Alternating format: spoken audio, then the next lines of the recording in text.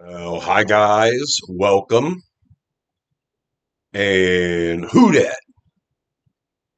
I'm Joe.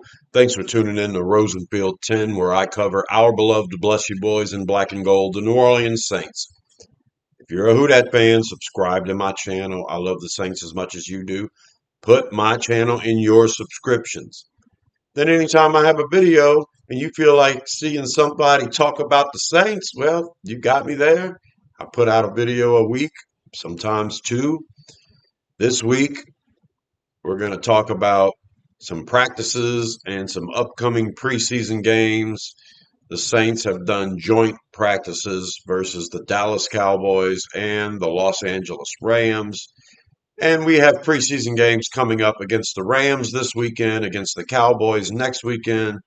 So let's talk about the state of the team right now and the injuries and what I predict will be the outcome for this team after 2 more weeks. We're actually going to do a 53-man roster prediction. So, a lot of stuff going on. I can't do a video every day breaking down every little bit. The information from the Cowboys joint practice came out so late on Tuesday because the practice didn't start until 4 o'clock Central Standard Time, which is where we are at here in Louisiana. So by the time a lot of the good reporting started coming out, it was 8, 9 o'clock at night. So I decided I was going to put off talking about the Cowboys and Saints joint practice until today. And today, the Saints had the joint practice versus the Rams. So Tuesday, a joint practice against the Cowboys. Today, Thursday, a joint practice against the Rams. The Saints have got to be dog tired. And after practicing a bunch in Louisiana, getting out to California, some better weather, I think it's okay. I think that having a joint practice last week and then a preseason game and then two joint practices in a row this week leading up to another preseason game, that's a lot of work. So we may not be seeing it on the preseason games with the starters, but we're going to see the backups this weekend. And next weekend, I don't know, maybe the starters do get a drive or two. I'm kind of expecting that before the bye week, before the regular season starts. So I'm kind of expecting it, but it's a lot of work and a lot of things to talk about. So Tuesday, joint practice, Saints versus Cowboys. Everybody's talking about the fights. It was a brawl. It was foot brawl, not football, foot brawl. And, a lot of Saints fans were really excited about it. And it's difficult as a content provider to really condone that kind of stuff and at the same time disregard it uh, and at the same time celebrate it. It's difficult to take any of those stances. I mean, it happened. We have to talk about it. Was it overall good for the team? Man, it's all about where you're coming from. It's all about your perception. But the reality is, if the team has something like that they have to overcome, and then they can bond as a result of it to prove they have each other's back, that kind of stuff, then ultimately it's good for the team. So I see it that way. I also see it as a nuts and bolts way of looking at it. None of that can be allowed in a real football game. So it's practice. You're practicing to play a real game. If something happens that provokes you to want to physically attack the other player after the whistle blows, then the fact is you're going to get kicked out of the game. The fact is you're probably going to get fined and you may get suspended. And you're not going to help the team win by doing that. So somebody crosses the line, you want to engage in this extracurricular fighting, you do it in a real game, it's going to cost the team. So I kind of feel like you practice for a real game in these scenarios, and for 10 different fights to break out, that's at least 10 players that are ejected out of a game, probably more like 20 if you want to be fair about it. From what I heard, the Saints were a little rough with their starting defense. The Saints were tackling, bringing people to the ground. They were, blocking beyond the whistle, kind of bringing people down after they get out of bounds, stuff like that. The Saints defense seemed to want to finish, and the Cowboys offense ended up, fighting because of it with the Saints. So there's a couple of marks there against the Saints defense for that, but really it was the Cowboys defense versus the Saints offense where most of the fighting took place. One second. All right, yeah, so apparently that was the biggest problem. It seemed like the Cowboys starting defense was kind of getting whipped by the Saints starting offense, and the Cowboys defense just didn't like that happening. Probably a lot of trash talking from both sides of the field, but if you're the Saints offense and you're dominating, and then the Dallas defense is starting fights because they don't like getting whipped, plus they don't like their noses getting rubbed in it that they're getting whipped, then yeah, and that was where most of the fights that popped up online, were coming from. Saints offense versus Dallas defense. Now, this is what I've heard from reporting, and you know, well, I heard Jeremiah Wright for the Saints, rookie offensive guard, was doing this motion every time the running attack, stomped Dallas, then, he would do that to the sideline and the Cowboys sideline would get mad. And then one of them would go out there and after a play was over, try to take it out on somebody else. Probably ain't taking it out on Jeremiah Wright. He's a pretty big dude. But little things like that. So like I say, overall with the fighting, it's not conducive to winning football. It just isn't. Somebody's going to get kicked out of a game. You kind of have to practice those things too. The Cowboys need to practice holding, showing restraint when it comes to getting your tail whipped and vice versa. So, but as far as the practice itself goes, the Saints offense looked really good. The Saints running game looked good versus the Cowboys starting defense. The Cowboys defense was okay last year. And it's real nice to see our Saints offense, which struggled from time to time in training camp so far, look really good. They looked really good against Jacksonville, and they looked really good against the Cowboys. Jacksonville's defense was a pretty good unit last year. The Cowboys' defense was okay. Now, as far as the Saints' defense goes, the Cowboys' offense was one of the best in the league last year. And the Cowboys' offense moved the ball with some success early on against the Saints defense. But Saints defense held up pretty good overall. And I think looking at the competition, Dallas being a top 5 offense last year, I believe, for our defense to have a good showing in practice, it bodes well for our defense. Our defense seems to be shutting down our own offense during training camp. They shut down Jacksonville pretty good last week, except for in the red zone during the joint practices. And yeah, we shut down Dallas's offense pretty good when it came to the red zone and towards the middle and end of practice. So kudos to the Saints defense playing tough against a really good opponent. Saints offense continuing to chug along. So that was your practice against the Cowboys. Now today we had a joint practice, Saints versus the Rams. The Rams are kind of perennially the number 1 seed in the NFC. They're kind of like the choice to be in the Super Bowl this year to represent the NFC. So whatever you do against the Los Angeles Rams, should be looked at as if this is the best competition you're going up against. The Saints had a joint practice against the Rams last year, and we didn't look very good at all, either side of the ball. The Rams pretty much whipped us the whole practice. Well, this year, totally different scenario. Totally different. From players that experienced it last year for the Saints to this year and the practice they had today, which was held between noon and 2:30 p.m. Central Time. The practice they held out in California, the Saints held their own way better. It sounds like the Saints offense was pretty good without Chris Olave, a rest day for Chris Olave. The Saints offense did okay. The running game had its moments. And the Saints defense, which is already down a bunch of players, um, held their own pretty good against the Rams offense. The Rams had a connection, Stafford to,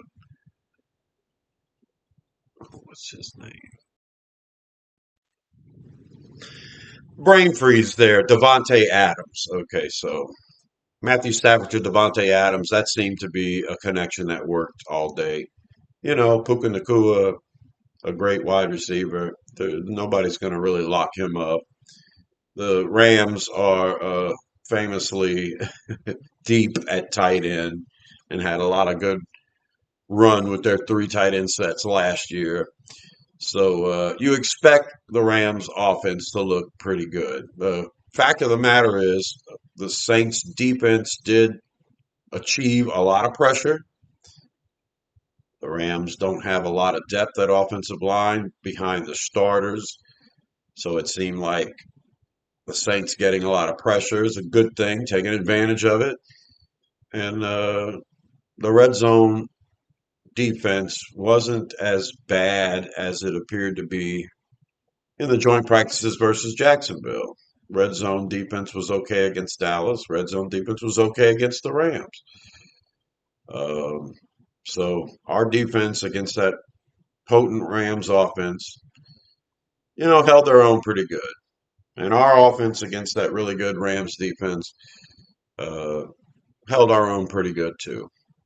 So, did we win the practice? Well, I haven't gotten enough reporting back from today's practice to really judge, other than to say that it was leaps and bounds better than our showing against the same team last year. And I think if we're going toe to toe and if we can call it a draw or a slight loss to a team that's favored to be number one in our conference, then I'd say that bodes well for the Saints. And I think you guys would agree. So, what's going on with the preseason games coming up? Probably going to see twos and threes, not going to see a lot of starters this weekend on Saturday. And there's talk that Zach Wilson's going to start at quarterback and Spencer Rattler will come in with the threes and fours in the second half. And I'm okay with that. I think they should mix and match and let everybody have a chance to play, with the competition and against the certain competition. So Spencer Rattler got the privilege of starting last week playing with the twos, but also playing against the other team's twos. And then Zach Wilson comes out with the threes and goes against the other team's threes and looks really good. So this is a chance to see if Zach can make things happen with the twos, going against another team's twos. And it's a chance for Spencer Rattler to go out there, and although he'll be with the threes, he'll be going against threes. And yeah, this is fair to me. Let Zach Wilson start and let him fail the way Spencer Rattler failed last week for whatever reasons, same reasons apparently, and then let Rattler have the chance at the success that Zach Wilson had. That's the kind of thing I'm thinking about in this game coming up. Now, the last game against the Cowboys, there is a chance we're going to play our starters. I'm thinking the Saints haven't said a single thing about it, but there's no joint practices scheduled for the rest of the preseason coming up to the regular season. You do get that bye week after the third preseason game. There's no 4 games in preseason. Usually the third one is where you get the starters to get some reps. And, I think it would be beneficial to see starters at least play a drive or two in a real preseason game. But that's just me. It's a prediction that I'm making. I think we'll have a couple of drives with Shuck and company next weekend. So Until then, what do we have to look forward to? Getting healthy as a football team. I've written down what's happening here with the injuries, and it's pretty ugly. In total, we've got 14 players injured right now. 14. Two of them are gone for the year already. Defensive tackle Brian Bresee with the ACL, and guard Dylan Reduns with an ACL. Both of them are out for the year. But you can add 12 more players to that list. Players that are out right now. Here's the list. Jordan Tyson, wide receiver, hamstring. Running back Alvin Kamara, MCL sprain. Edge rusher Cameron Jordan, hamstring. Cornerback Quincy Riley, groin. Those are starters.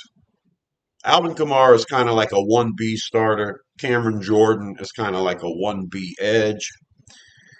But you were expecting Quincy Riley and Jordan Tyson to start.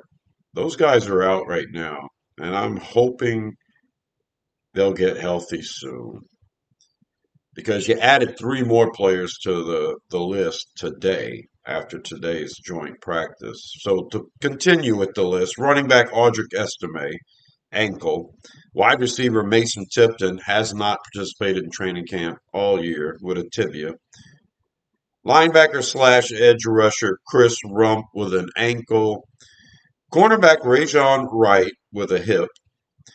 Defensive lineman Christian Miller, who factors to get a lot of play, whether at defensive tackle or at end, is out with a shoulder.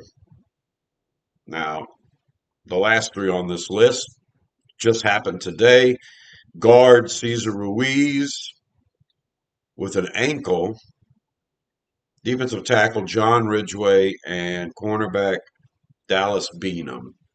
Not sure what the injuries were to those two players, but yeah, neither one of those last three here finished practice. We were told Cesar Ruiz's ankle isn't serious, but we're told that about every injury. Now you count all of these players, including the top two who are out for the year. That's 14 players. We just got four back from injury. So it could be 18 and not 14. But linebacker Pete Werner was back in the joint practice versus Dallas. Davin Godshaw had an ankle injury. He's back in the joint practice versus the Rams. He participated. And both running backs, Kendre Miller and Devin Neal, were both back for the Cowboys joint practice, and they both participated today versus the Rams. So those four are pretty important. Werner and Davin Godshaw being, projected starters. Good to see that they're back. And Kendre Miller and Devin Neal. I mean, we got to see something. We don't expect Achane to play this weekend, of course. Alvin Kamara probably wasn't going to play this weekend, but he certainly isn't now. So it's good to have Miller and Devin Neal back because Kendre Miller has so much ability, and him being injured constantly is it's justified if you don't want to keep Kendre Miller on the final 53. It's justified because he's always injured. But if he's healthy, he's got way more ability as a running back than anybody else at the bottom of the depth chart here. Devin Neal is a draft pick from last year, and he's got a lot of ability. And it's good to have both of these guys back because, your top two aren't going to play. And then Audric Estime, who's also in the mix in that top five, is currently hurt. You've got Ty Chandler, C.J. Donaldson.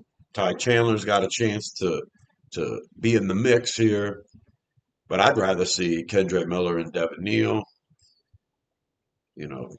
I'd rather see it. I mean, Ty Chandler's a guy. Maybe we keep him. Maybe we keep him. If Alvin Kamara ends up hurt into the regular season.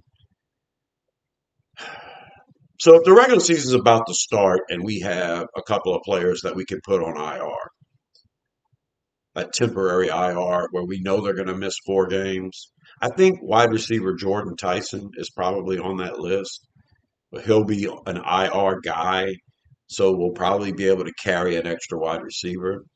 If Alvin Kamara ends up starting the season on a temporary IR, we're going to be able to carry an extra running back. And even though Audric Estime is ahead on the depth chart in my mind from Ty Chandler, you might keep Ty Chandler in that situation. He more closely resembles what Kamara can do. And Kendre Miller and Devin Neal can do some between the tackle thumping, which is something you expect from Audric Estime. So I'm going to pull up my prediction here of the final 53 man roster, starting with the offense. And yeah, the biggest question to me is whether you want to keep three quarterbacks. Zach Wilson, Spencer Rattler, both of them are talented. And you keep both of them on your final 53, you're kind of taking a position away from another position group. But as it stands right now, I mean, Zach Wilson's too valuable to just cut and hope to put on the practice squad. Pretty sure there's injuries around the league by the time the regular season starts where either one of those backup quarterbacks could be interesting to another team. Spencer Rattler, especially if he shows something in the last two games. Zach Wilson keeps doing what he's doing. So right there at quarterback, both backups here. So that's going to take away from a position group. Running back, I expect Alvin Kamara and Travis Etienne to be your 1A, 1B. And if Kendre Miller and Devin Neal stay healthy, there are my number 3 and number 4 guys. Let's say we start the year with Alvin Kamara on an IR list, then you would either keep Audric Estime or Ty Chandler. And I'm going to go ahead and lean towards Ty Chandler with Estime on the practice squad because Chandler kind of gives you what Kamara would have given you, that kind of thing, and some return ability as well. At wide receiver, I know you're going to start the year without Jordan Tyson. So who would be that number 6 guy? I think we carry 5 when it's all said and done. Whether you carry 6 receivers and 3 tight ends or 5 receivers and 4 tight ends, I'm kind of leaning towards 5 receivers. So you're talking about Chris Olave, Jordan Tyson, Devon Vele, Bryce Lance, Barian Brown. Now, if Jordan Tyson starts the year on an IR list, you will be keeping an extra receiver, and that seems like it's coming down to either Bub Means or Trey Palmer. And Bub Means is impressing as a receiver. Trey Palmer is showing up in these games so far in preseason and also has the ability to return punts. So I think it's going to come down to the wire between them as well as Kevin Austin Jr. But Kevin Austin Jr. is going to have to show something in preseason. You know, he comes in late in the season, the last 2 years, off the practice squad and contributes in actual regular season games. So we know Kevin Austin can do it.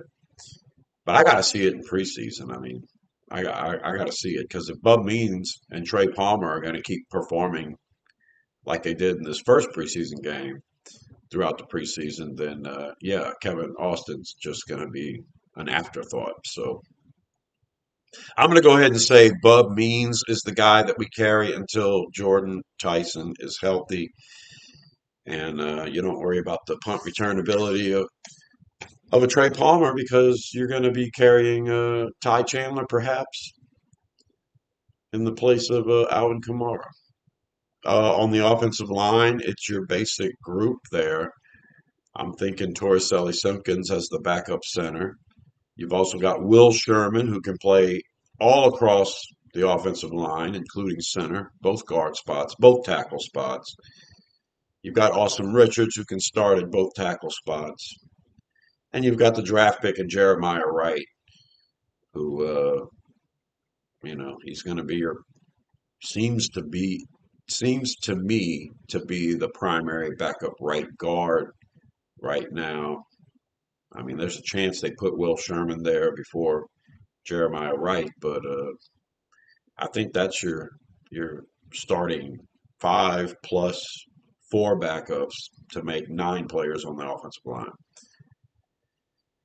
All right, that's your offense. Let's pull up the defense, and this is what I'm thinking the final 53 is going to include. We're going to have us Vernon Broughton and Davin Godshaw and Nathan Shepard as your starting defensive line. And you're going to get a heavy dose of Christian Miller and John Ridgeway, who can play all across the defensive line. Those are the five that I think you carry. There's a chance you carry a sixth one if you don't keep that extra quarterback, if you don't keep four tight ends. Yeah, I failed to mention with the tight ends, but Maliki Mataval being a fourth tight end instead of a sixth wide receiver. It's just kind of the way I'm thinking we're going to go through this, starting the season without Jordan Tyson at wide receiver. Kind of makes me think we might want to go two tight end heavy in some formations. We're deep at wide receiver. I don't think we have any problems at wide receiver. But there's something telling me we're going to keep four tight ends and we'll have just five receivers in the mix. So, okay, so defense. On the edge, you got Chase Young, Carl Granderson. If Cam Jordan has to start on some sort of IR list, I think the extra person you carry is Chris Rump. Now, Chris Rump is technically a linebacker this year, but he's already showed he can do some stuff at edge. So a lot of people want to talk about how good the Central Michigan kid was in the first preseason game, but Heldman. But no, I think to replace a veteran like Cam Jordan, I'm thinking Chris Rump. Not only do you get another edge, but you got another outstanding special teamer and somebody who's learning the ropes at linebacker. So if Cam has to start on IR, I'm thinking Rump is the guy. There'll be a couple of guys ahead of him though, because after Chase Young, Carl Granderson, and Cam Jordan, you also have Tyree Wilson, Anthony Jennings. Both of them. Wilson with the ability to put his hand in the dirt in some NASCAR packages, and then Anthony Jennings, who's just so good against the run. Like, I'm excited to see that. And like I say, Jordan doesn't play. I'd have Rump in the mix there, who would also factor in at linebacker. So your linebackers, I think it's pretty set in stone, cut and dry. Pete Werner, your middle linebacker, Caden Ellis, your will, and then lining up everywhere else, including edge from time to time. And I think when Caden Ellis lines up at edge, you're going to see a lot of Danny Stutzman. Now, people think Danny Stutzman's going to be getting a lot of playing time, but basically just taking Pete Werner's place. I don't think that's how it's going to work. I think Caden Ellis is going to be rushing off the edge from time to time, probably taking Carl Granderson's place or Cam Jordan's place, just on certain plays. And then we may just go with a real four linebacker set, 3-4. You know, instead of having two edges, you might have three linebackers out there, and we may be rushing Pete Werner too. We may be rushing Danny Stutzman too. But yeah, you're going to see a lot of that from the linebackers. Stutzman, Werner, Ellis, they're going to be the majority of it. I love Isaiah Stallbird, love Jalen Ford.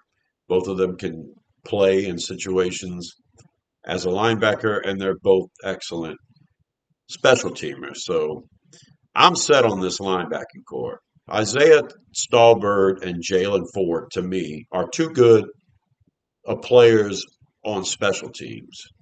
And if you're going to have all five linebackers active every game because of their ability to start and to play on defense and special teams, Danny Stutzman was a hell of a special teamer last year, too. Then, yeah, I don't think there should be any question about it. Deion Jones, if he wants to be on the practice squad, maybe he'll get picked up by another team. You got Jackson Sermon, who's at linebacker. You also got Chris Rumpf, who would be highlighting at linebacker and an edge rusher too. So yeah, but yeah, I'm good with the linebackers. And I always say 10 DBs. I'm going to go with five cornerbacks and five safeties. And it's really tough to leave Terrell Burgess off this list. But that's the way it's going to be. Kool-Aid McKinstry, Quincy Riley, Martin Emerson, Isaac Yiadom, and Jaden Price. Yiadom's got to show me something. I want to see special teams tackles. I want to see his hands get on the ball. I want us to talk about Isaac Yiadom after the next two preseason games as a guy who made something happen. This is the only way for us to feel comfortable. Otherwise, you might as well just cut him and go and pick somebody else up off the street. If we're not going to see anything from a veteran like Isaac Yiadom in these preseason games when you're playing against the other team's backups, okay, I need to see something. We need to talk about Isaac Yiadom having two special teams tackles, having a couple of pass breakups, having an interception. We need to start seeing Isaac Yiadom do something good. Otherwise, he's not worth a roster spot here. But I've got him making the team as one of five cornerbacks. It just, Jaden Price is a guy that looks great at nickel right now. I think we keep him. He's also going to be returning kicks and maybe punts. So Price has a place on this team already. But I would put Price at outside cornerback before Isaac Yiadom from what I've seen so far, too. It's going to be hard for cornerbacks to make a dent here. Isaac Yiadom, if you don't really like him, because not only is Quincy Riley hurt, but Rajon Wright is hurt right now, and Dallas Beanham is hurt right now. Rajon Wright was the fifth cornerback on the active roster last year and a good special teamer. So Wright being hurt doesn't help his chances. Dallas Beanham, who I thought looked good in preseason last year, has looked good in training camp this year. So him being hurt really hurts their chances. But that's the five cornerbacks I'm going for. And my five safeties, Jonas Sanker, who's going to play nickel. And then you got Justin Reed, Julian Blackman, your starting safeties. And then some really good depth with Jordan Howden. And Lorenzo Styles Jr., who is going to be too good of a special teamer and too good of a depth piece at nickel to just let go. Name recognition, I think Lorenzo Styles Jr. gets claimed off of waivers if we try to put him on the practice squad. And that's where your extra pick goes. I mean, if I had to make a move in this 10-person DB room, I would get rid of Yiadom and keep Terrell Burgess, even though we'd be really, really thin at cornerback. I like what Terrell Burgess can bring as a veteran, as a nickel, as a safety. Yeah, there you go. That's my predictions. And then, oh yeah, as far as the special teamers go, Zach Wood is your long snapper, Ryan Wright is your punter, and I'm giving the edge to Tanner Brown at kicker. I think Tanner Brown as your kicker is a safe bet. I'm not sure if he could stay on the practice squad. When you're the best special teamer in the UFL from the season before, a lot of teams have your name circled. I had his name circled, and I had faith in Charlie Smith, but I had Tanner Brown's name circled for what good things he did in a professional league last year. Say whoever gets this guy is getting a really good kicker, and lo and behold, our beloved Saints pick him up. So I'm going to go with Tanner Brown, even if he does miss a couple of short ones every now and then. I think he's you can keep him. I think Charlie Smith is a guy that you don't have to worry about someone sweeping in and grabbing off your practice squad. Plus, if he's the roster exempt, he'll be a 17th member of the practice squad. So you can keep both of them. Brown can be on your active team. Charlie Smith won't even count as a practice squad roster spot. That sounds like, best of both worlds. And let Charlie Smith get one more year developing that accuracy. There you go. That's my 53-man roster prediction. That's everything I've got to say about the practices. We still got those two preseason games left. I'll do a video next week talking about this weekend's preseason game versus the Rams. And then, of course, we'll be talking about that third one versus the Cowboys. And I'm thinking our starters will be involved in that one. So I'm excited to bring you some breakdowns of all that, plus breaking down the roster, talking about the injuries again, all that good stuff. Subscribe to Rosenfield 10 so you can get more videos like this about our Saints. And until the next one, subscribe, and I'll talk to you later. Who dat?